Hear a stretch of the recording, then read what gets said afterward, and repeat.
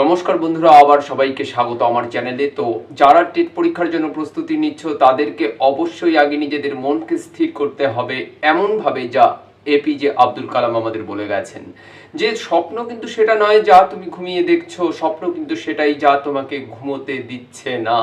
যদি একবার মনস্থির হয় যে আমি এটা অ্যাচিভ করবই, তাহলেই কিন্তু সম্ভব। কারণ আমরা যা ভাববো তাই কিন্তু আমাদের জীবনে প্রতিফলিত হবে। তাই প্রথম আমাদের দরকার মনের সেই উইল পাওয়ারকে, ইচ্ছা শক্তিকে জাগ্রত করা, যে অবশ্যই আমি আমার গোল বা লক্ষ্যে পৌঁছে যাব।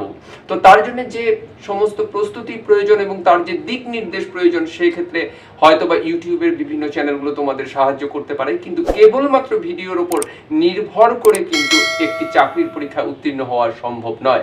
তাই যে সমস্ত ভিডিওগুলো দেখবে সেখান থেকে কেবল ধারণা মাত্র নিয়ে তাকে কিন্তু ব্যবহার করে প্র্যাকটিস এবং মোর অ্যান্ড মোর প্র্যাকটিস করে যেতে হবে, তবেই কিন্তু আমরা আমাদের লক্ষ্যে পৌঁছতে পারবো। তো আজকে ব্যাকরণের যে বিষয়গুলো আমরা এখানে আলোচনা করব, এখান থেকে কিন্তু বেসিক বিষয়গুলো আমাদের অনেকটাই জানা হয়ে যাবে এবং এখান থেকে যে কোনো ধরনের মাল্টিপল চয়েস কোশ্চেন তৈরি করুক না কেন, অবজেক্টিভ টাইপ করুক না কেন, আমরা যদি এই তথ্যগুলো মনে রাখতে পারি তাহলে কিন্তু আমাদের কোনো ছোট প্রশ্নই মিস হবে না। তো আমি এক দুই করে কয়েকটি আছে আমি বলে যাচ্ছি, তোমরা সেগুলোকে মনে রাখার চেষ্টা করো, বারবার দেখো, বারবার প্র্যাকটিস করো। অর্থবিশিষ্ট ধ্বনি বা ধ্বনি সমষ্টিকে শব্দ বলে। তাহলে শব্দ হচ্ছে অর্থবিশিষ্ট ধ্বনি। একটি ধ্বনিও কিন্তু শব্দ হতে পারে, যেমন এ, ও, ওই। ঠিক আছে, তো সেই ধ্বনি বা ধ্বনি সমষ্টিকে বলা হয় শব্দ। ভাষার মূল উপকরণ হলো, একদম মূল উপকরণ হলো ধ্বনি। তো মাল্টিপল চয়েসে বা অবজেক্টিভ টাইপে অনেক রকমের উত্তর থাকবে, আমরা কিন্তু ভাষার যে মূল উপকরণ সেক্ষেত্রে উত্তরটা দিব ধ্বনি। যেখানে থাকবে সেটাকে আমরা সার্কেল করব। ধ্বনিকে নির্দেশ করে যে প্রতীক বা চিহ্ন তাকে বর্ণ বলে। ধ্বনিকে বোঝার জন্য যে চিহ্ন বা প্রতীক সৃষ্টি হয়েছে সেটাই হচ্ছে বর্ণ। অর্থাৎ এক কথায় ধ্বনির লিখিত রূপ হলো বর্ণ। আবার তার উল্টোটা, বর্ণের উচ্চারিত রূপ হলো ধ্বনি। ঠিক আছে, তাহলে ধ্বনির লিখিত রূপ বর্ণ, বর্ণের উচ্চারিত রূপ হলো ধ্বনি। বাকযন্ত্রের স্বল্পতম প্রয়াসে উচ্চারিত ধ্বনি বা যে ধ্বনি গুচ্ছ, স্বল্পতম প্রয়াসে তাকে বলা হয় অক্ষর। যেমন আমরা, আমরা একটা শব্দ আমরা, তাহলে একবারে আমরা কতটুকু উচ্চারণ করতে পারছি? আম, এটুকু হচ্ছে অক্ষর। রা, এটুকু হচ্ছে অক্ষর, ইংরেজিতে যাকে সিলেবল বলে। ঠিক আছে, নেক্সট, বাংলা ভাষার মূলে রয়েছে কোন ভাষা?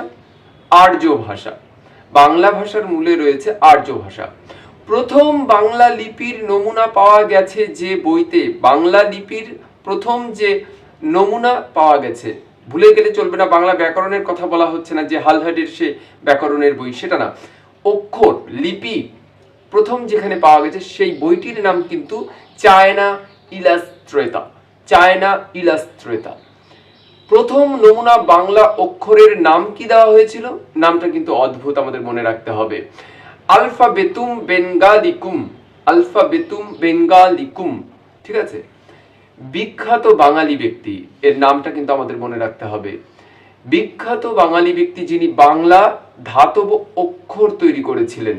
ঠিক আছে, আরো অনেকে ছিলেন, তার মধ্যে অন্যতম তিনি হলেন পঞ্চানন কর্মকার। বর্ণমালা আমরা কাকে বলবো? ভাষায় ব্যবহৃত, যে কোনো ভাষায় ব্যবহৃত যে বর্ণের সমষ্টি, সেই সমষ্টিকে আমরা বলবো বর্ণমালা। আচ্ছা, বাংলা বর্ণমালায় স্বরবর্ণের সংখ্যা কয়টি? 11টি। কিন্তু আমাদের যেটা মনে রাখতে হবে গুরুত্বপূর্ণ, যে বাংলা স্বরবর্ণে পূর্ণ মাত্রাযুক্ত স্বরবর্ণের সংখ্যা কয়টি?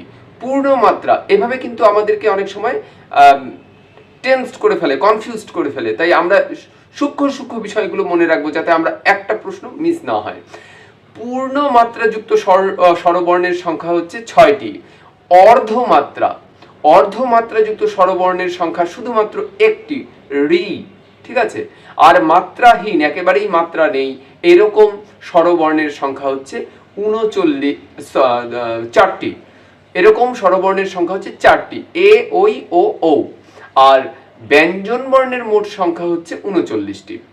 এবার দেখো মাত্রা কাকে বলে, আমরা অনেক সময় ভুলে যাই। মাত্রা হচ্ছে স্বরবর্ণ বা ব্যঞ্জন বর্ণের মাথায় যে সোজা দাগটি থাকে, স্বরবর্ণ বা ব্যঞ্জন বর্ণের মাথায় যে সোজা দাগটি থাকে সেটাকেই আমরা মাত্রা বলি। রেফ বলতে কি বুঝি? রেফ আমরা বলি, তাহলে এটাকে কি বুঝি?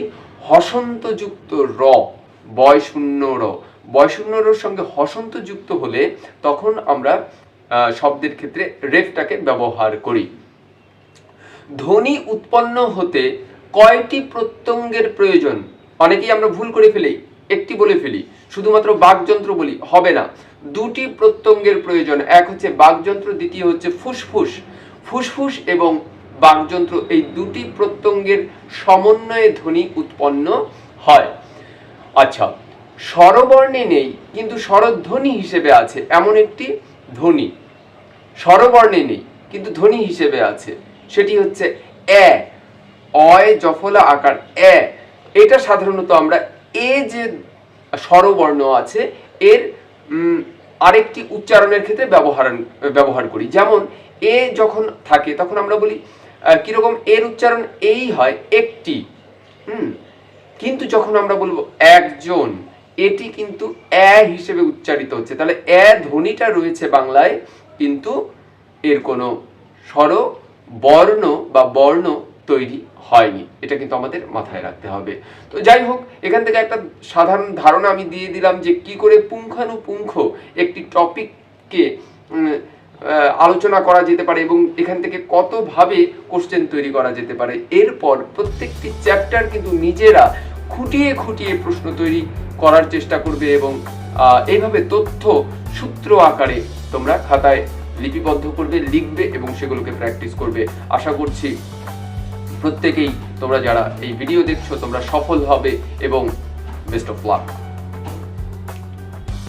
তো ভিডিওটি যারা এতক্ষণ দেখলে যদি তোমাদের পছন্দ হয়, যদি মনে হয় যে হ্যাঁ এরকম করে পড়াশোনা করলে আমাদের অনেক বেশি ইমপ্রুভমেন্ট হবে, যদি মনে হয় যে না আরো কিছু সংযোজন দরকার, তাহলে তোমরা অবশ্যই কমেন্ট করে জানাবে এবং অবশ্যই চ্যানেলটিকে সাবস্ক্রাইব করো। কারণ এখানে একদিকে যেমন চাকরির পরীক্ষার বিভিন্ন বিষয়ে আলোচনা হয়, পাশাপাশি কিন্তু বিভিন্ন বাংলা সাহিত্যের বিষয় নিয়ে আলোচনা চলছে, এমনকি স্পোকেন ইংলিশ, স্পোকেন হিন্দি থেকে শুরু করে বিভিন্ন রকমের শিক্ষামূলক বিষয়গুলো কিন্তু এই চ্যানেলে রয়েছে। তাই অবশ্যই চ্যানেলটিকে সাবস্ক্রাইব করো, লাইক, শেয়ার এবং কমেন্ট করে অবশ্যই এই চ্যানেলটিকে সমৃদ্ধ করো।